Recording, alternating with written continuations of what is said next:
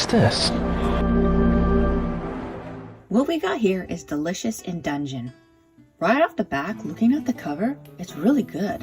I love the placement of the characters and the color choices. And because of that, that's why I grabbed it. Alright, the back says, it's eat or be eaten, literally. When young adventurer Laios and his company are attacked and soundly thrashed by a dragon deep in the dungeon, the party loses all its money and its provisions. And a member. They're eager to go back and save her. But there is just one problem. If they set out with no food or coin to speak of, they're sure to starve on the way. But Laios comes up with a brilliant idea. Let's eat monsters. Slams, basilisks, and even dragons. None are safe from the appetites of these dungeon-crawling gourmets. Okay, right off the bat, this sounds funny, but really interesting at the same time. If you haven't noticed already, this is a cooking manga with a dungeon-crawling twist. Interesting combo. I'm already really intrigued. Laios, the main character, he's the knight on the cover. Mentions about the different troubles of dungeon crawling, but he also brings up multiple times about being hungry. So we have the plot established. How are you supposed to survive a dungeon crawl while being hungry all the time? It's very lighthearted already. It's funny. I kind of like how the plot is set up. It's kind of basic, but it's get back down to the dungeon, save the teammate, find a way to survive the hunger by eating the monsters. It's simple, it's straight to the point, and now I was thinking about it, this really leaves up for tons of opportunity. For example, the chapters are their own little adventure with the focus of a monster and how to cook it, giving the chapters of this manga a monster of the week vibe. There's simple world building, but it's not the main focus. Not in this volume anyways. But each chapter makes traveling within the dungeon more exciting because anything can happen. I really felt escapism, and near the end of each chapter, they show the cooking process, how the end product looks, and with the ingredient list and even the serving count and stats. This was really satisfying. It gave a great victory win from the battle, and it's kind of a nice conclusion to the chapter. Because this is only volume 1, and I'm guessing this is how the formula of the manga, of the story works, I do kind of have this dread that it might have this dragging on feeling in the future. Maybe, maybe not, I don't know. Let's go into the characters. The characters are nothing fancy, but they're so well developed in who they are, they feel real. Their interactions is the strength of this manga. I know this is only volume 1, but I do hope there's more character development for the halfling Chilchuk and the dwarf Senshi. I hope they get fleshed out more. I know they will, but I'm just eager. Right now, the dwarf Senshi is just info dumping in volume 1.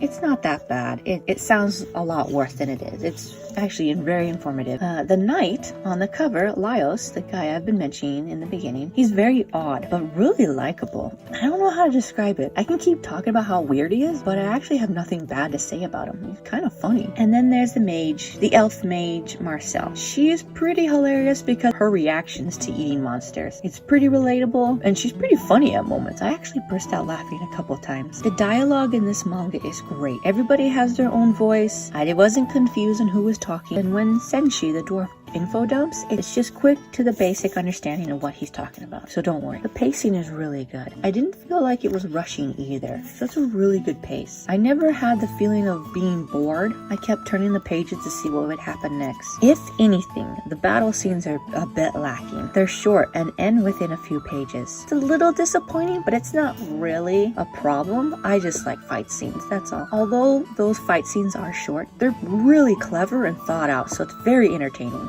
That's probably my problem. I just want more of that. Here's another nitpick. The characters analyze a lot when it comes to facing a monster in battle, that there's so much time wasted, and the monster is just standing there waiting for them to attack when it should probably attack first. I don't know. It's fine. It's really unnoticeable. Now for the art.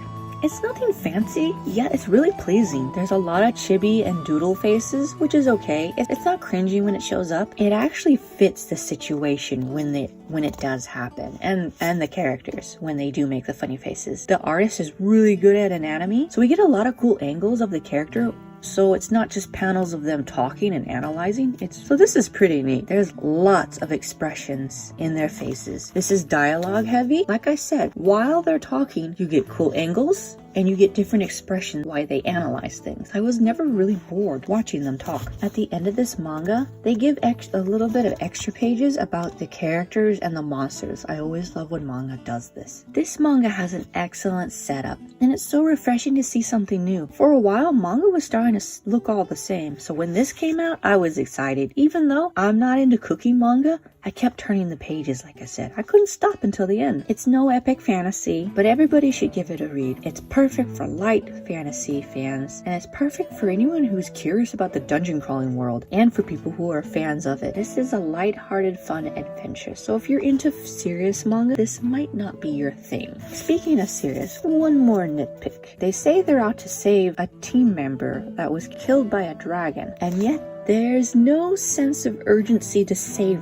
her. They're just interested in eating the monsters. It's just a nitpick. I know it's only volume 1, but I'm wondering if it'll get more serious in the later volumes. There is little to no violence in this manga. There's a little bit of blood when they slash monsters, but that's it. It's not over-exaggerated. There's a little bit of lore building in the beginning, but that's about it. I think it'll come in later in the volumes. I realize there's no antagonist in volume 1. Maybe the dragon, I guess? We'll wait and see. So I'm going to rate all the manga I review, and this is a personal rating. And even if it's low, I still recommend reading the mangas that I review. So 5 being absolutely neutral, 10 being perfect, 1 being not good, I give Delicious in Dungeon a 7. This manga is off to a great start, and I look forward to the other volumes. Does a story about cooking monsters sound interesting to you? Will you give this a shot?